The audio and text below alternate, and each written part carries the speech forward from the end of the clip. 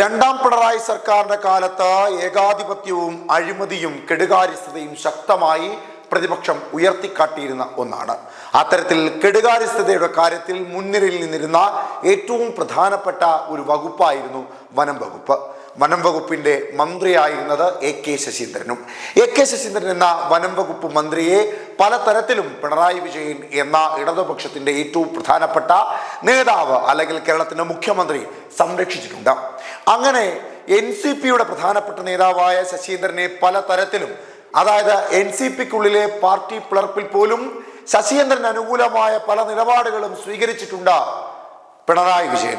അങ്ങനെ എല്ലാ തരത്തിലും സംരക്ഷിച്ചിരുന്ന ശശീന്ദ്രനെ ഇനി ഇടതുപക്ഷം കൈവിടുകയാണോ എന്നതിന് ചില സൂചനകൾ ഇപ്പോൾ പുറത്തു വരികയാണ്. അതല്ല എങ്കിൽ പിണറായിസത്തിന്റെ കാലഘട്ടം അവസാനിക്കുന്നു, പകരം പുതിയ നേതൃനിരകൾ വരുന്നു എന്നതിൻ്റെ ഏറ്റവും പ്രധാനപ്പെട്ട ഒരു ഉദാഹരണമാണോ NCPയെ LDF കൈയൊഴിയുവാൻ പോകുന്നത് എന്നത് ശക്തമായ രീതിയിൽ ചിന്തിക്കേണ്ട ഒന്നു തന്നെയാണ്. മൂന്നാം പിണറായി സർക്കാർ എന്ന ആശയം മുൻപോട്ട് വെച്ചുകൊണ്ട് 2026 നിയമസഭാ തെരഞ്ഞെടുപ്പിന് തയ്യാറെടുക്കുമ്പോൾ പോലും വിമത വിഭാഗം ഇടതുപക്ഷത്തിനെതിരായുള്ള താക്കീത് നൽകുവാൻ ഇപ്പോൾ പലയിടങ്ങളിലും കൂടുകയാണ്. ഈ സാഹചര്യത്തിൽ NCPയെ കൈയൊഴിഞ്ഞുകൊണ്ട് ആ സീറ്റുകളിലേക്ക് വിമത വിഭാഗം ഉണ്ടാക്കുവാൻ പോകുന്ന നേതാക്കന്മാർക്ക് പരിഗണന നൽകുക എന്ന തന്ത്രപരമായ ഒരു നീക്കത്തിന് തയ്യാറെടുക്കുകയാണോ ഇടതുപക്ഷം എന്ന് സംശയിക്കേണ്ടതുണ്ട്. അതല്ല എങ്കിൽ യുവാക്കൾക്ക് കാര്യമായ രീതിയിലുള്ള പരിഗണന നൽകാത്തതിൽ അവരുടെ പ്രതിഷേധം ഉയരുകയും അങ്ങനെ യുവാക്കൾക്ക് ഇത്തരത്തിൽ NCPക്ക് കൊടുത്താൽ ഇനി ലഭിക്കില്ല അവിടം എന്ന് ഉറപ്പുള്ള സീറ്റുകൾ യുവാക്കൾക്ക് കൊടുത്തുകൊണ്ട് ഇടതുപക്ഷത്തെ യുവ നേതൃനിരയ്ക്ക് NCPയുടെ അവസ്ഥ ഇപ്പോൾ വളരെ പരിതാപകരമാണ്. നേതാക്കൾ ഏത് വഴിക്കൊക്കെയാണ് പോകുന്നതെന്ന് അണികൾക്ക് തന്നെ അറിയില്ല. തങ്ങൾ നയിക്കുന്ന വഴിയെ അണികൾ വരുമോ എന്ന നേതാക്കൾക്കും അറിയില്ല. 7 തവണ മത്സരിച്ചവരൊക്കെ അത് മന്ത്രിയായാലും ഒന്ന് മാറിത്തരാമോ എന്ന് യുവനിരയും ചോദിച്ചു തുടങ്ങി. പഴയ വിശ്വസ്തൻ തന്നെ പാളയത്തിൽ പടയൊരുക്കുന്ന വെല്ലുവിളി ഒരു വശത്ത്, മുന്നണിയിൽ നിന്ന് ആകെ കിട്ടുന്ന 3 സീറ്റിൽ ഒരെണ്ണം CPM ഹൈജാക്ക് ചെയ്യുമോ എന്ന ഭീഷണി മറുവശത്തും. ഇതൊക്കെ പരിഹരിക്കേണ്ട സംസ്ഥാന പ്രസിഡന്റ് മൗനി ബാബ ആകുമ്പോൾ പാർട്ടിക്കുള്ളിൽ തന്നെ ഗ്രൂപ്പ് 3 എണ്ണമാണ്. സ്ഥാനാർത്ഥി നിർണയം ചൂടുപിടിക്കുമ്പോൾ NCP-S വിഭാഗം നേരിടുന്ന വെല്ലുവിളികൾ ഇങ്ങനെ അനവധിയാണ്.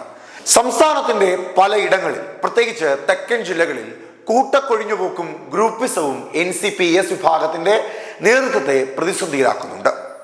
ഘടകകക്ഷിയിലെ ഈ പ്രതിസന്ധി ഇടതുമുന്നണിക്ക് തലവേദനയാകുകയും ചെയ്യുന്നുണ്ട്. NCP-S വിഭാഗത്തിന് ശക്തമായ അടിവേരുണ്ടായിരുന്ന തെക്കൻ ജില്ലകളിൽ പലയിടത്തും ഇപ്പോൾ അടിയൊഴുക്ക് ശക്തമാണ്. നേതാക്കളും അണികളും മറുകണ്ഠവും പലകണ്ഠവും ചാടുന്നത് പതിവ് കാഴ്ചയായി മാറിയിരിക്കുകയാണ്. വടക്കൻ ജില്ലകളിലും ഇതിന്റെ തനിയാവർത്തനം തന്നെ ആവർത്തിക്കുന്നു എന്നുള്ളതാണ് പ്രധാനം. അവിടെയും ദിനേന എന്നോണം പാർട്ടി മാറ്റം തുടർക്കഥയാകുന്നു. തിരുവനന്തപുരം, പത്തനംതിട്ട ജില്ലകളിൽ കമ്മിറ്റികൾ ഒന്നടങ്കം പാർട്ടി വിട്ടതിന്റെ നടുക്കം മാറുന്നതിന് മുമ്പ് തന്നെ കൂറുമാറ്റത്തിന്റെ ഘോഷയാത്രയായിരുന്നു എല്ലായിടത്തും. കോട്ടയത്ത് സംസ്ഥാന ജില്ലാ നേതാക്കൾ പല വഴിക്കായി. കൊല്ലത്ത് ഭൂരിഭാഗവും കൈപ്പത്തി മുറുകെ പിടിച്ച കോൺഗ്രസിൽ ചേക്കേറി. ഇടുക്കിയിൽ നേതൃമാറ്റം ഗുണകരമായതുമില്ല. ജില്ലാ പ്രസിഡന്റ് KT മൈക്കിളിന് പകരം അനിൽ കൂവപ്പാക്കൻ ചുമതലയേറ്റെങ്കിലും ഭൂരിഭാഗം പ്രവർത്തകരും പാർട്ടി വിടാനുള്ള തീരുമാനത്തിലാണെന്നാണ് സൂചന. തൃശ്ശൂരിലും വെല്ലുവിളികൾ ഏറെയുണ്ട്. ജില്ലാ പ്രസിഡന്റ് മോളി ഫ്രാൻസിസ് കോൺഗ്രസിലെത്തിയിട്ട് മാസങ്ങളായി. സീനിയർ സംസ്ഥാന ജനറൽ സെക്രട്ടറി AV വല്ലഭൻ എത്തിപ്പെട്ടത് CPMലും. വടക്കം സ്ഥിതി വ്യത്യസ്തമല്ല. കണ്ണൂർ ജില്ലാ പ്രസിഡന്റ് സുരേഷനും അനുയായികളും കോൺഗ്രസിൽ അണിചേരുന്നതിന്റെ ക്ഷീണം ഇനിയും മാറിയിട്ടില്ല. വയനാട്ടിൽ ജില്ലാ പ്രസിഡന്റ് പ്രേമാനന്ദനെ മാറ്റിയതോടെ പാർട്ടി നിർജീവമായ മട്ടാണ്. കോഴിക്കോട് എത്തുമ്പോൾ മന്ത്രി AK ശശീന്ദ്രനെതിരെ പാളയത്തിൽ പടയുമുണ്ട്. അതിന് നേതൃത്വം നൽകുന്നതാകട്ടെ പാർട്ടിയുടെ കോഴിക്കോട് ജില്ലാ പ്രസിഡന്റും LDF ജില്ലാ കൺവീനറുമായ മുക്കം മുഹമ്മദും. ഒരു കാലത്ത് ശശീന്ദ്രന്റെ വിശ്വസ്തനായിരുന്നു മുഹമ്മദ്. എതിർശബ്ദം മുഴങ്ങുന്നുണ്ടെങ്കിലും പഴയ പ്രവർത്തനങ്ങളിൽ ഭൂരിഭാഗവും അദ്ദേഹത്തിന് അനുകൂലമാണ്. എന്നാൽ ഏലത്തൂരിൽ വീണ്ടും മത്സരത്തിനുള്ള ശശീന്ദ്രന്റെ നീക്കത്തിന് ശക്തമായ എതിർപ്പുണ്ട്. 7 തവണ മത്സരിച്ച ശശീന്ദ്രൻ മാറി നിൽക്കണമെന്നും പുതുമുഖങ്ങൾക്ക് അവസരം നൽകണമെന്നുമുള്ള ആവശ്യം യുവനിരയിൽ ശക്തമാണ്. കുട്ടനാട് സീറ്റിൽ സംസ്ഥാന പ്രസിഡന്റ് തോമസ് K തോമസ് മത്സരിക്കുന്നതിലും ശക്തമായ വിയോജിപ്പുണ്ട്. PC ചാക്കോ പ്രസിഡന്റ് സ്ഥാനം ഒഴിഞ്ഞ ശേഷം ചുമതലയേറ്റ തോമസ് കെ തോമസ് പാർട്ടിയിലെ ഐക്യം ഊട്ടിയുറപ്പിക്കുന്നതിൽ പരാജയപ്പെട്ടെന്ന പരാതി നേതാക്കളും അണികളും പരസ്യമായി തന്നെ വ്യക്തമാക്കുന്നുണ്ട്. ചുരുക്കത്തിൽ പറഞ്ഞാൽ പാർട്ടിക്കുള്ളിൽ നിലവിലുള്ള 3 ഗ്രൂപ്പ് ഇനി എത്രയാകുമെന്ന് ആർക്കും ഒരു തിട്ടവുമില്ലെന്ന മട്ടാണ്. പാർട്ടിക്കുള്ളിലെ തർക്കം പരിഹരിക്കാൻ വിഷമതിക്കുന്നതിനിടെ ഇടതുമുന്നണിയിൽ നിന്ന് നേരിട്ടേക്കാവുന്ന വെട്ടിനിരത്തൽ ഭീഷണിയും കൂനിന്മേൽ കുരുപോലെയുണ്ട്. NCPയുടെ ഏതെങ്കിലും സീറ്റ് എടുക്കുന്നത് സംബന്ധിച്ച് ചർച്ച CPM-ൽ പുരോഗമിക്കുകയാണെന്നാണ് സൂചന.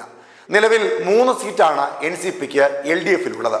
ഏലത്തൂരും കുട്ടനാടും കോട്ടക്കലും. ആദ്യത്തേത് 2 സിറ്റിംഗ് സീറ്റുകളാണ്. മൂന്നാമത്തേതാകട്ടെ വിജയസാധ്യതയില്ലാത്തതും. അതുകൊണ്ട് ഏത് സീറ്റായിരിക്കും LDF തിരികെ വാങ്ങുക എന്നത് വളരെ പ്രധാനമാണ്.